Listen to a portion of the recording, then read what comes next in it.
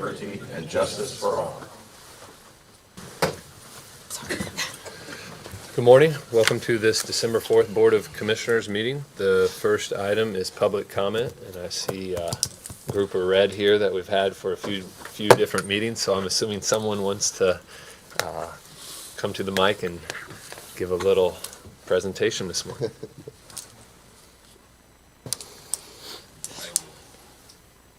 Question that as far as a presentation. Statement. Thank you, gentlemen, for allowing public comment and to dialogue with you. I think that's healthy for our government to be doing that.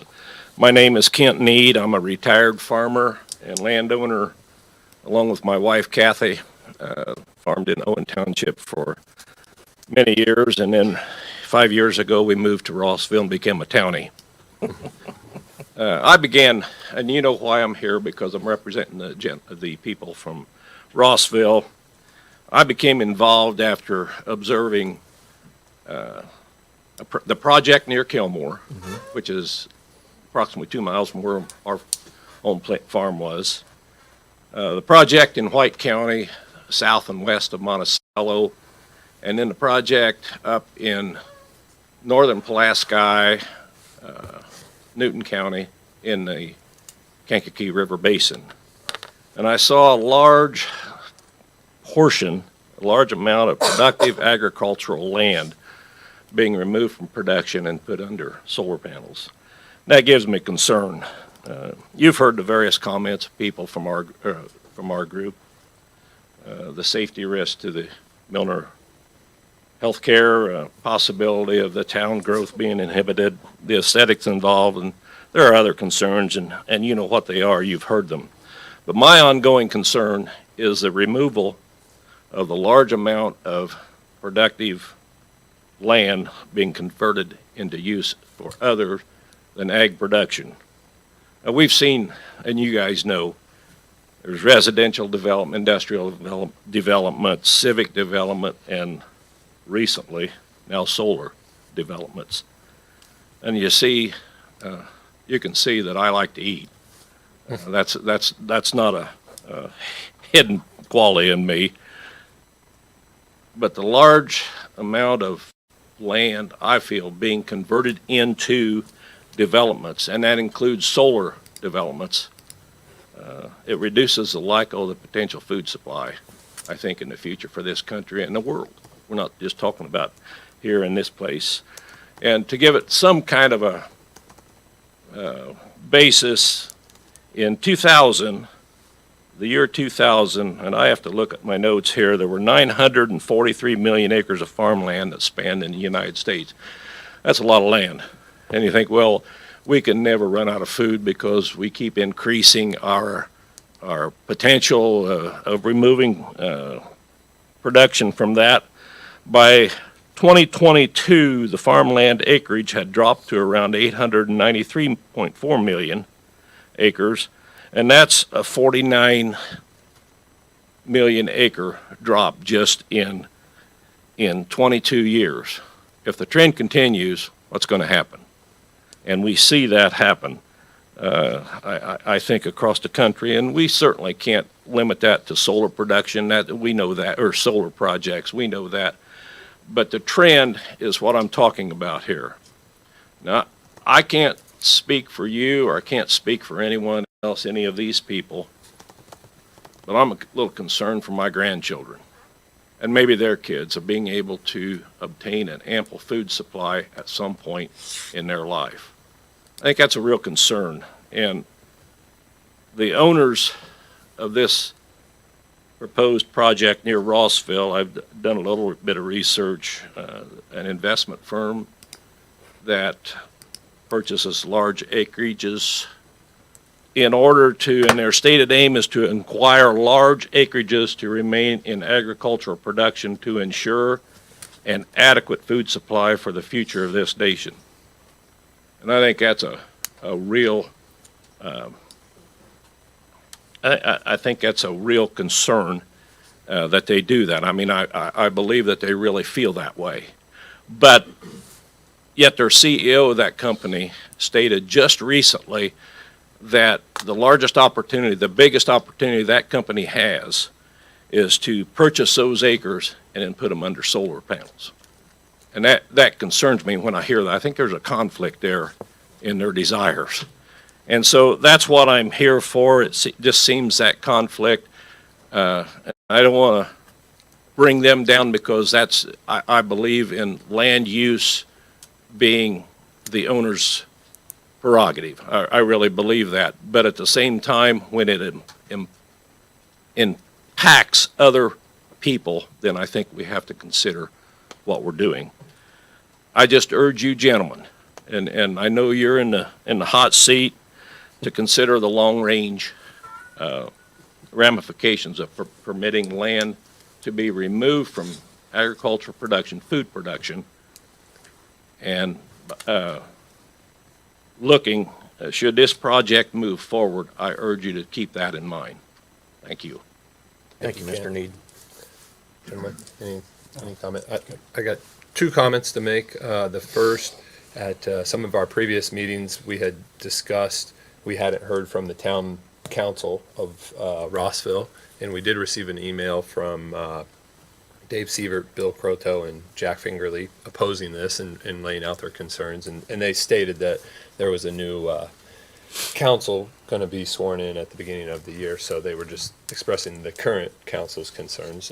And we hear that and understand that and believe in those as well. And then the second thing I want to mention and continue to mention is this company hasn't even submitted anything to come for a vote. So although we hear your concerns, it's premature for us to even make decisions. But I will say, I have had one conversation with them, and I told them some of the just baseline requirements for us to even consider it, and I don't think they'll be able to meet those.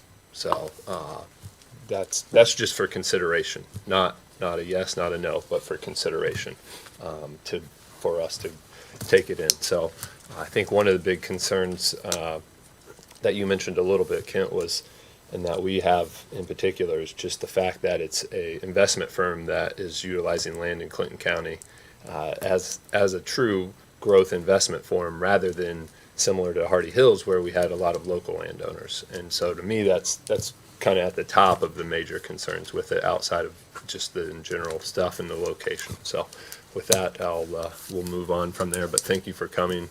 We always appreciate hearing from you guys. And I've talked to some of the other participants, and the organization that you guys present is unbelievable. I wish we could get that out of everybody, because it's just well thought out of and done well. So thank you. Any other public comments? Okay, we'll move on, and we have Jenny Holt with a landfill update.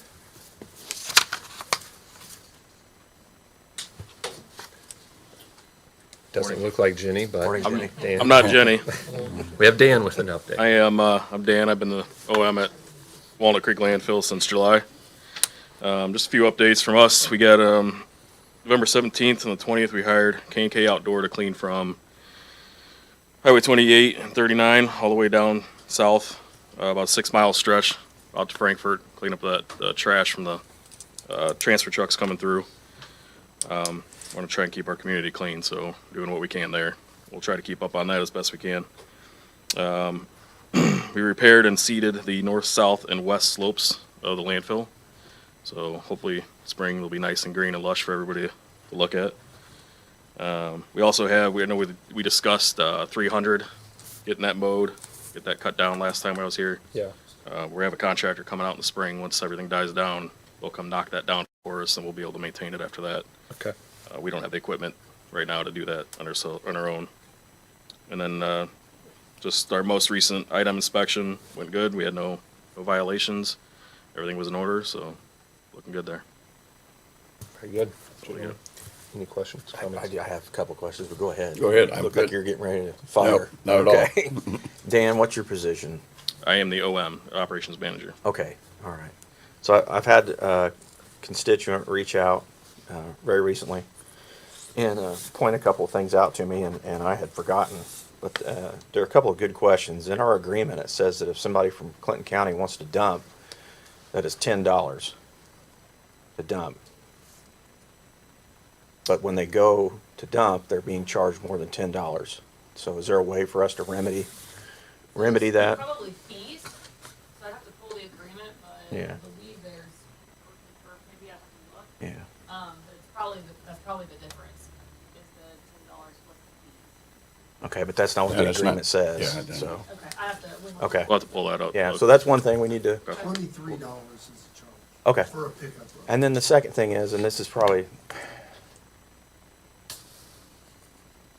I'm not sure how to put this, so I'll put it delicately because I don't want to upset anyone. But how do our constituents know that the tonnage that goes through the gate is an accurate count So we, for what our tipping fees are? How do we know? How do I know that?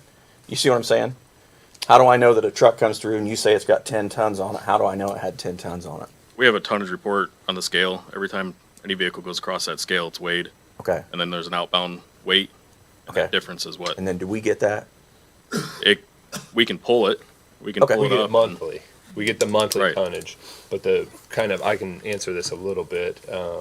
So the other thing that does happen is they have to, since they're waste tons, it works through IDEM, and they have to register all those with IDEM. So you can cross-reference our report with what they've registered with Okay. IDEM, and That makes sense. I can validate through this conversations we've had recently; those do match for the last few years. So. Great. That's, sorry, Oh, that's it. that's I had to ask. You're good. I don't have anything else. I do not. Okay. Appreciate it. I Thank you, would, guys. I would like to get together with you two sometime. And then I think you gave me Jenny's information, so, yeah. okay, great. Thanks. We have Beth Keeney with two agreements this morning. And I'll note for anyone, you're more than welcome to leave at any time. You don't have to stay for the whole thing for anyone in crowd. You're welcome to, but Yeah. if you would like to leave, you can. Good morning. Good morning. As recorder, each year we have a program that we use, and it's in the commissioner's budget and our tech support, and the company's called CSI. They're in Fishers, and I'm asking if you would go agree to sign that agreement for redaction services and support. And then we also they create. I know they send it to U.S. Imaging, but they do make our microfilm for us and have it available.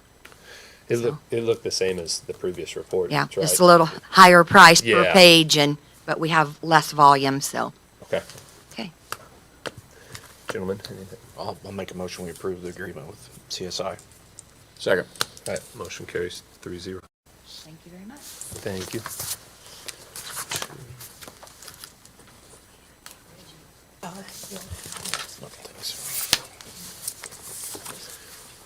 Okay, next up is Stephen Deckard with the Zoll One program. Good morning, Stephen.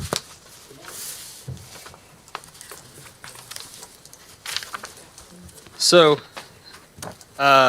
this is something I've been working on with Zoll since April, May timeframe. Unfortunately, we weren't able to kind of produce this before budget hearings came forward, and it took us many months to reach what I'll call a fair and reasonable number. Ultimately, what this plan consists of is a 10-year lease for our cardiac monitors. And so that will give us 4 new monitors, and then at the 5-year mark, we get 4 new monitors again with updated technology. So the annual fee for it is $37,612. If we were to purchase the cardiac monitors outright, they're $63,000 a piece right now. We have a $5,000 to $6,200, depending on the monitor, annual fee associated with maintenance and new equipment, and all of that would be rolled into this plan as well. The one drawback, and I've talked with the budget committee about this, as well as Jordan and Josh, is the big one drawback is at the end of the 10 years, we don't own the cardiac monitors, so we're still up for either renewal of the contract or capital purchases at that time. Ultimately, I think it's a really good deal. They've shown me a lot of different offers. And this last one, I mean, they brought in their regional manager up from Tennessee. So I think we had that conversation the other day when you negotiate to the point you're not going to get any lower and you have to either choose to agree or walk away. I think we've reached that number with them. So I would like to move forward with that. I've met with the budget committee and they'll be voting in favor of this in front of the council if it passes through this stage. So I've got the agreements and the master or the program summary as well as the master agreements for you all to review. And if you guys support it, I would like to present it in front of the council and then come back at the next commissioner meeting and ask for a signature officially. Okay. Any questions from you guys? How long is that technology, or how quickly does that technology change? So we're expecting to have a new cardiac monitor in the next 2 to 3 years, a new update. So right now we're already a monitor behind, and so this would get us updated. If we don't go with this, I would imagine we'll be 2 monitors behind in no time. And so then if we do a 10-year, at the end of 10 years, that technology will have changed at least Yep. multiple times, so we'll be able to get fresh in after the 10 years. Correct. All right. Yep. That's just kind of putting a little context with it, but I support it. I think it's a good idea, so. Nice I'll- work. Thank you. Also we've had a monitor go out last week. The whole screen went completely white, completely inoperable. And then this morning, I was actually tied up with, we had another monitor problem this morning. So it's definitely time, and hopefully we're going to close the deal on this. So I'll pass this out to you guys. Do you have electronic versions? Yeah. That You prefer electronic? I prefer electronic. Paper for me. Thank you. I'll forward it. Thank you. Yeah. What do you want? Electronic would be Okay. You can tell the older people here. Hey, Chris, would you easy. like to copy? I need a note, get the info from Stephen. Thank you. Thanks, Stephen. Yep. Yeah, thanks. Next item on the agenda is the Mulberry Dollar General proposal, which is the LUPAC 0923372 and ordinance 2023-06. This is an item that has been on the agenda before, so I'll turn it over to Liz, who will kind of run us through it, and then I believe we have representation from Dollar General here as well. So. Give me just a second.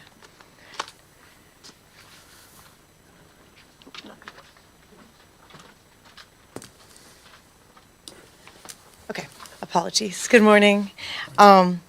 So if you recall, Dollar General went to the Area Plan Commission. It actually was the Development Corporation, but it's for the Dollar General, and received a favorable recommendation to the legislative body, which in this case is the county commissioners, for rezoning a small section of land there right along the south side of 38 on the west side of Mulberry.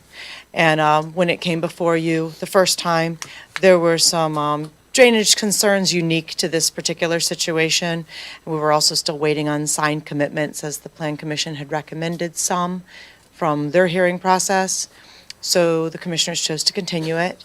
Since then, it has been to the Drainage Board, as you're all aware, and did, according to what the surveyor told me, receive approval and have a viable plan. Also, I am holding in hand a signed statement of commitments from the current landowners, which are the Larmans, which, should you choose to accept the favorable recommendation and rezone this property,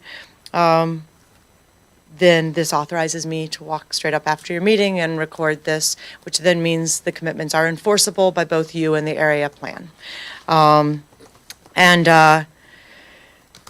I believe everything is in line. The 4 commitments, by reminder, were that a privacy fence be placed on the east side, that an east-west sidewalk be constructed from West Street to the edge of the rezoned property on the south side of State Road 38, that a voluntary annexation waiver is signed before development with Mulberry, and that infrastructure has to be built by the developer sufficient to acquire water and wastewater from Mulberry's nearest point of connection. So those were the 4 items that, assuming that the county commissioners wish to carry them across, once I record it, they do become binding, the same as any other zoning law does. We can deny permits and enforce them. I don't believe, unless you have questions for me, I have anything else other than just that summary. The area plan recommendations still is what we're formally forwarding. And as you said, I believe the applicant is here to be able to converse about other questions and concerns. Okay, thank you. Gentlemen, do we have any questions for the applicant that we need to, that are outstanding, that we need answered? I don't think so. I think we've covered it.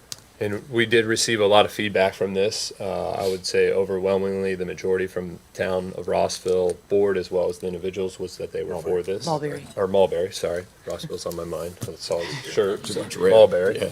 And we did receive some that were against it as well. And I don't see anyone here looking at the faces out, the developer, but anyone from Mulberry. There's no one here to ask any other questions. I do have one question. It's not that I'm opposed to it, per se, but it's curious that why would area plan, or actually the commissioners by proxy through the area plan require the project to voluntarily annex into a town? That seems counterintuitive, because then we lose tax revenue, correct?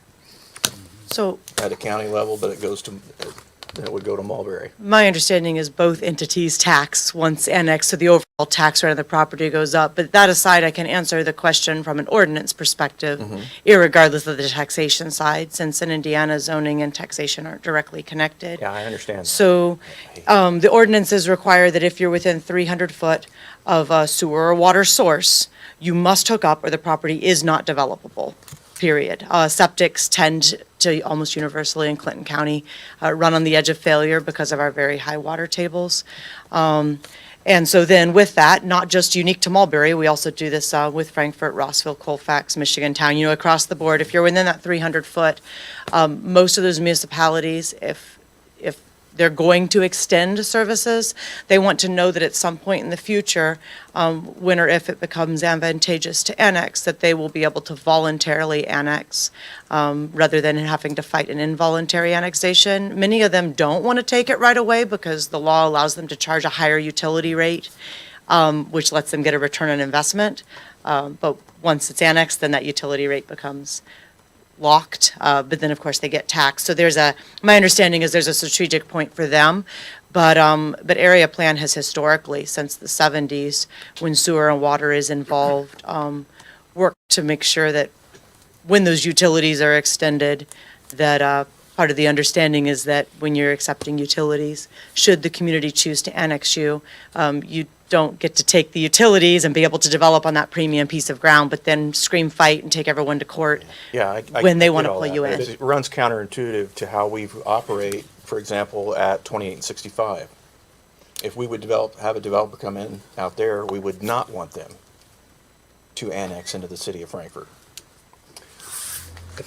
From a taxation perspective, the county, we'll still receive the county tax. There's the overlying city tax that'll be on Right. top of it. I think, at least from my perspective, what has presented the challenge out there in particular is that overlying tax is such a increase, it's more than double, that it has killed the development. Where this situation's a little different because they're willing to come and understand that they're gonna be annexed because of the infrastructure put in place.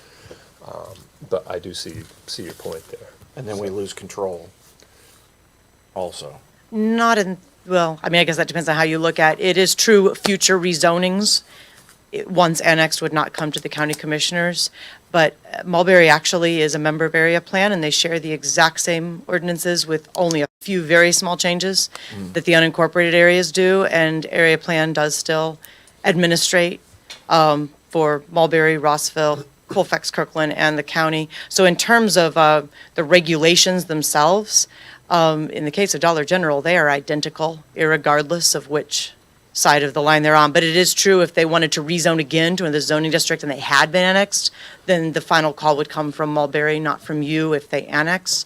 Also, I suppose if you wanted to pass a law, say banning retail in B4, if it's been annexed, that law would no longer apply unless Mulberry also adopted it. We do typically encourage our area plan members to, as much as possible, universally adopt similar things. Most of the towns do have a few things unique to developed areas. I think there's maybe a page in the 500-page ordinance for each town of things that are unique, and a lot of it deals with like locations of dog houses and, things that we just don't worry about out in the country. But otherwise, since about 93, the ordinances have actually been the same in all 5 jurisdictions. Some minor setback changes, that's the only thing. Some level of the control is with the commitments too, that stay with the property. And that will stay whether it is annexed or not. Those commitments will be binding on every future landowner, irregardless, once they're recorded. Okay, thank you. No problem. Any other questions? No. Gentlemen? Do we have a motion one way or another for this, or would we like to hear from the developer? No, I'd just like to get it over with. Yeah, I'm good with it. Let's Okay. do it, Yeah, yeah. I'll make a motion to approve Loop Act number 09-23-372 and ordinance 2023-06. I'd like to second that. All right, motion carries 3-0, so it is approved. Thank you. Once that paperwork processes, if somebody can get us the original, I will go up after either this meeting or the Drainage Board, depending on timing, and I will make sure that those commitments get recorded today. And then for the developer, you'll need to reach out to our office, because this is a first step in a series of steps, so you can continue with the next level of submittals. So, Okay, moving on, any area plan update, Liz? yes, I have one item that you wanted to come back before you. So if you recall the Michael Moore property in Forest, as instructed, we posted, and the sheriff's office was kind enough to send some deputies out with Kat and I to make that posting. We posted just on the road right-of-way side in front of the property, a 30-day, you need to proceed and get your septic permit and, get going, or, the commissioners are come back and look at this. And there has not been any forward action of any kind, either in permitting or, other compliance. I do have a set of pictures that Kat went out and took on the first. So you can see even outside of the, the commissioners have the unsafe buildings and the grass, but an area plan has the junk and debris, and there has not been cleanup of, those items either. The 30 days has passed in between your last meeting and this one. So as instructed, I'm bringing it back. We did, of course, he had the notice, and he ended up removing the whole stake in the posting out front. We did make an attempt to call him over the weekend, no voicemail, no answer, no return call. Just, he knew from being here the last time it would come back up, but just to remind him. So just to let you know, we did make that effort, and we made the note in the file, even though that is not required in your ordinance. So at this point, I guess the question for the commissioners is, I suppose there's 3 possible courses of action. You could choose to continue it and have us try to get a hold of him. You could choose to make a motion to move forward with condemnation, in which case, per the unsafe building ordinance, we would post you have 10 days to rectify this, or we're going to take bids. And then at your next meeting, you would then need to discuss calling for bids, and it's still a few months before you'd have a contractor, to actually tear it down. Or your third option would be to decide to start placing fines, and I seem to recall an initial fine is usually $150, but I'm working from memory. I could be wrong, but your ordinance has a fine range for first, second, and third, and Tom assists the commissioners and our office in placing those as tax liens. So, those would seem, or I suppose the fourth option is to decide you don't want to do anything with it, but I've brought it back to you to find out what your pleasure is. Okay. Guys, do you have any thoughts on the 3, or I guess there is a 4th option, but I would say there's probably 3 options at this point. Is it possible to go to fine and then move later on to total? Absolutely. And you've historically done that plenty of times. So, yep, absolutely possible. And then the only question is how long you wait between fines and, how you handle that. But, yep, you can.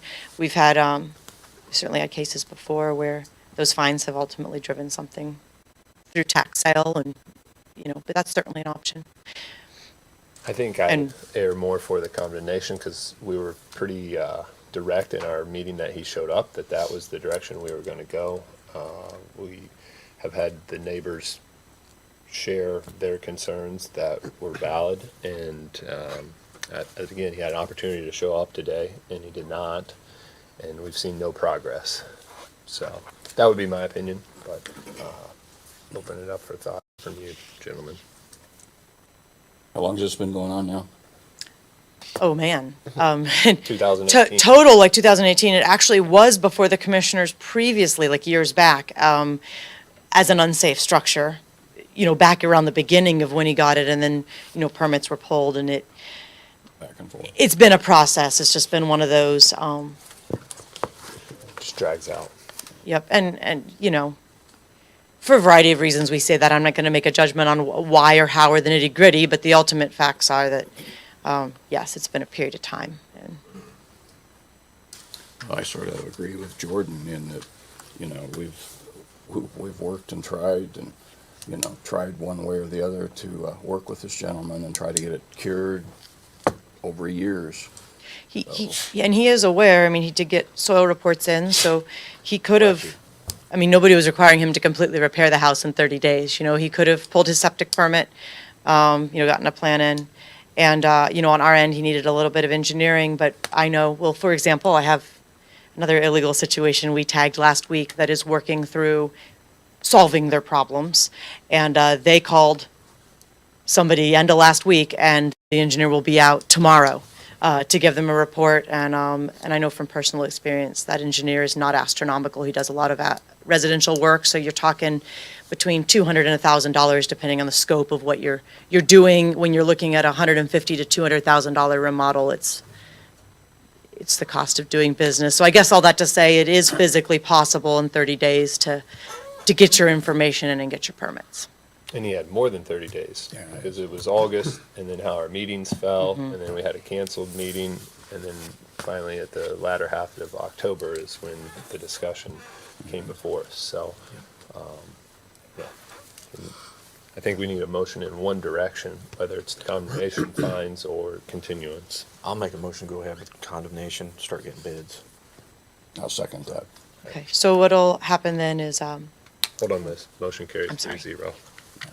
No. perfect, apologies. So what'll happen then is we'll go ahead and post that final 10-day notice that's actually a notice of condemnation.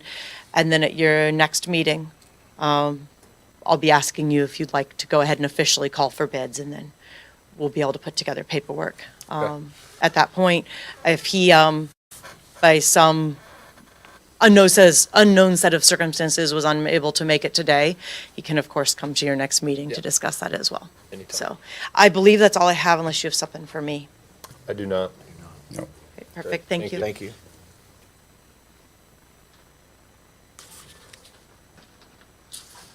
Rick Campbell with a highway update.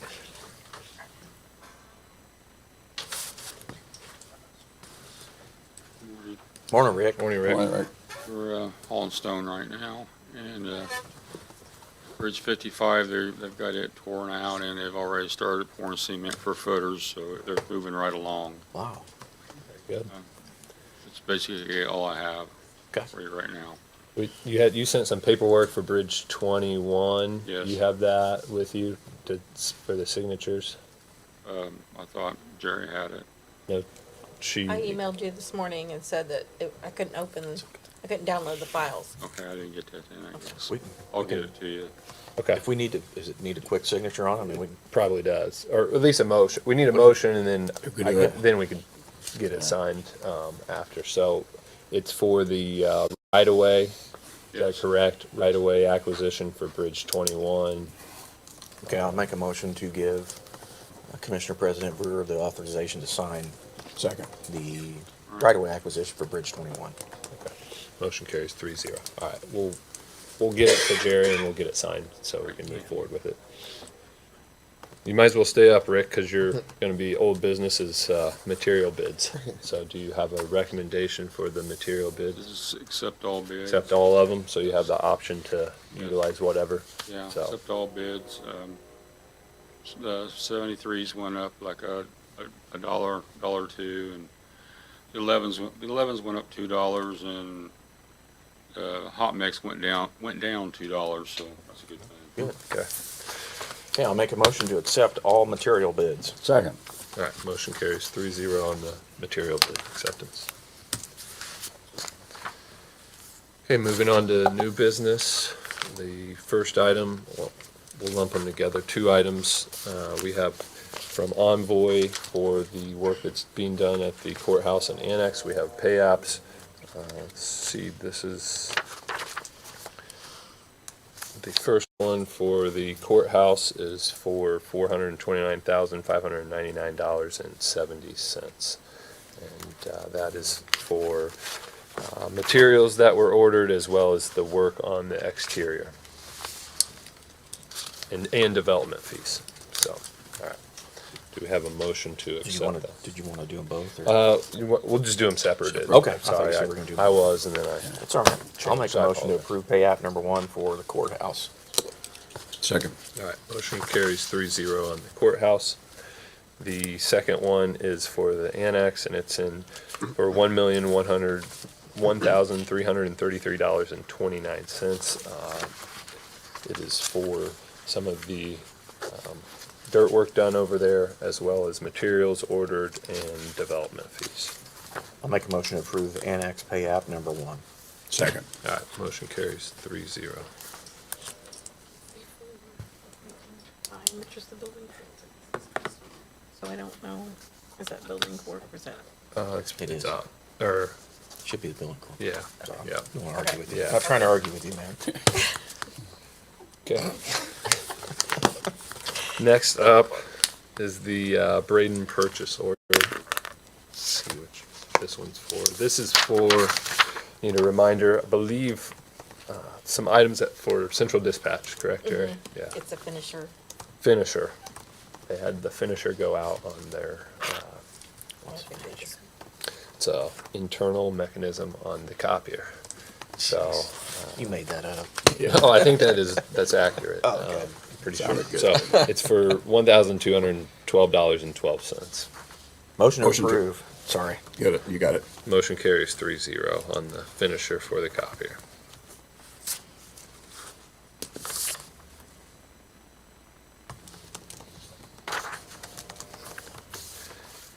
Next is a quote from Gibson for a new phone and license purchase. Tim, anything you want to mention on this?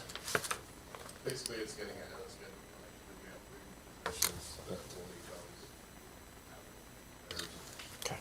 Okay. Do I have a motion to approve this? Motion to approve. Second. All right, motion carries 3-0 to purchase phones for new positions. The next item is our job descriptions that have been ongoing for the last, basically all of 2023, that our HR firm worked on with each department. Department had to create new job descriptions, update what they had, and so we need to, I guess, first accept those so they can then move on to the council. There's a couple processes that they have. I believe we received close to 95% compliance. There was a few that did not get updated, but everyone else did, and so we'll, Go from there. yep, Work on them. so, Okay, I'll make a motion to approve job descriptions. Second. all right, motion carries 3-0 for formal approval of the job descriptions. Last item under new business is we have our schedule for the 2024 meetings. And so I will, not going to read through all of these, but I will entertain a motion to approve the meeting schedule for 2024. Second. Motion to approve. All right, first, second, motion carries 3-0 for the 24 meetings. I don't feel left out that he gets to make a motion. Department head reports. Do we have any department heads that need to come before us this morning? Rodney's not here, right? Don't see him.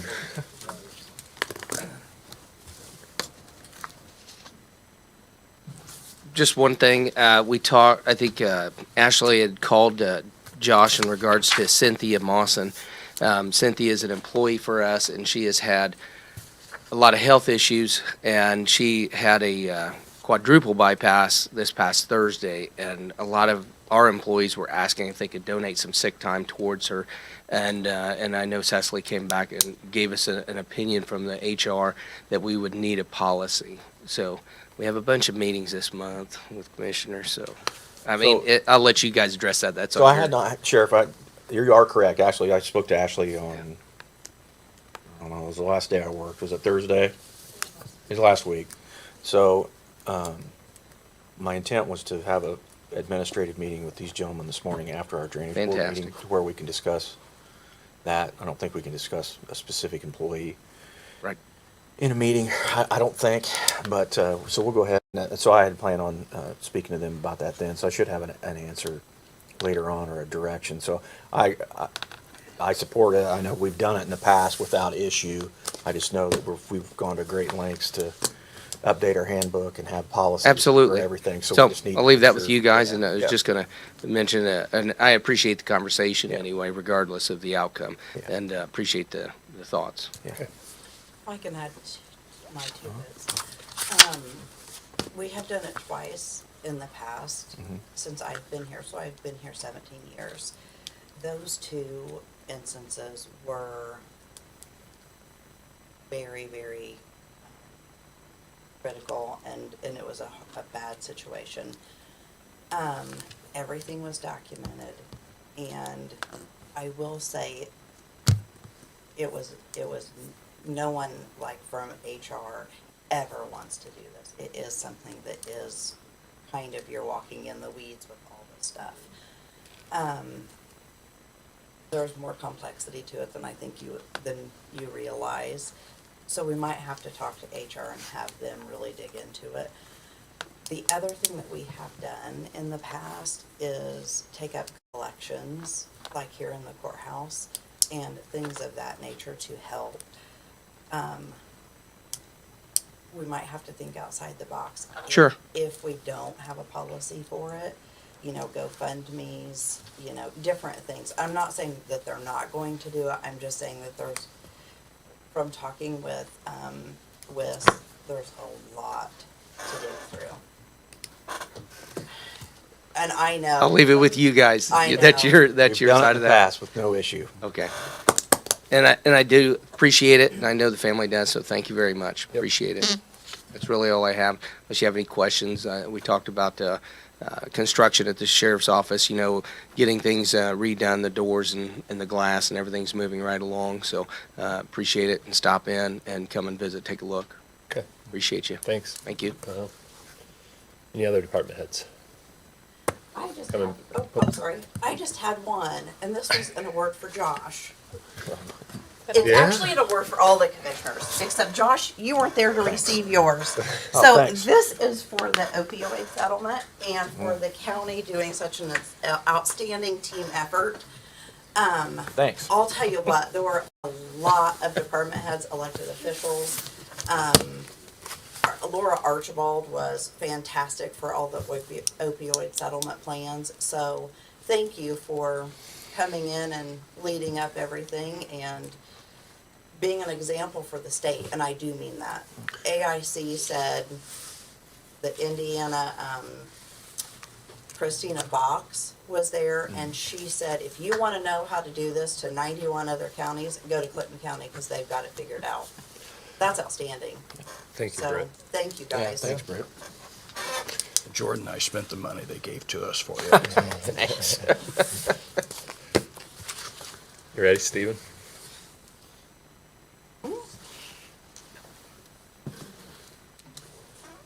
Okay, so Councilman Joe Mink likes to always give me a hard time that I ask for money, and that's all I come to see him for. So today, I want to emphasize I like to make money and I like to save money for Clayton County too, and I've got an exciting announcement where we did both. And so we were awarded a grant from the Indiana Department of Homeland Security for our paramedic and EMT students, and it's a reimbursement up to $90,000. So following the completion of our paramedic program, so that'll end March 31st of 2025, we'll be looking for a reimbursement of $90,000 That's awesome. Outstanding. You said that's for two? for 2. Did you say it's for 2 students?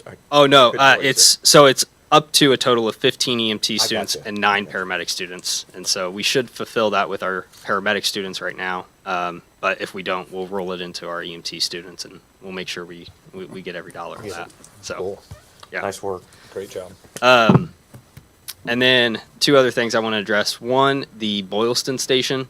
I just want to go on public record and say that it's been in service 88% of the time after our last 3-month audit. And of course, the target is 100%, but we're doing our best to keep that station in service. The other 2 stations, sorry, headquarters and Mulberry, they've been in service 100% of the time.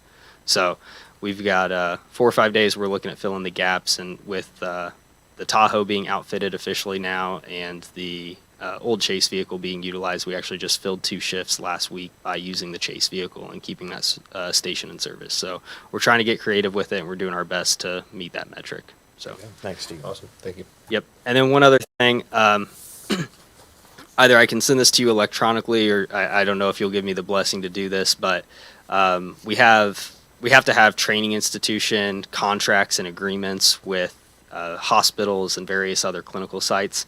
And I just wanted to see, do you guys want to sign that? Right now we have one pending with Ascension. And so that would give our paramedic students access to St. Vincent Kokomo, St. Vincent Indianapolis, and allow them to do clinical sites there. And so as the training institution official, my understanding is it's typically just kind of been signed by the training institution official, but I just want to present it in front of you guys. If you guys want me to bring Send it it back and have you guys sign it, then Yeah. I'll do that. Or Yeah. You can send it electronically. Okay. We'll sign it. Perfect. Sounds great. Thank you. All right. Thanks, Stephen. Thanks, Stephen. Any others? All right. Commissioner reports. Gentlemen, you guys have anything? I have nothing. Last meeting I spoke on the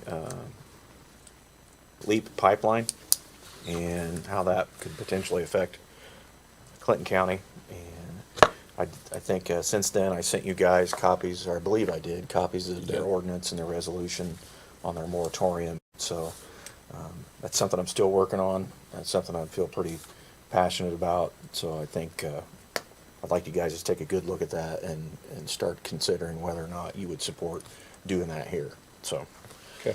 that's it. All right.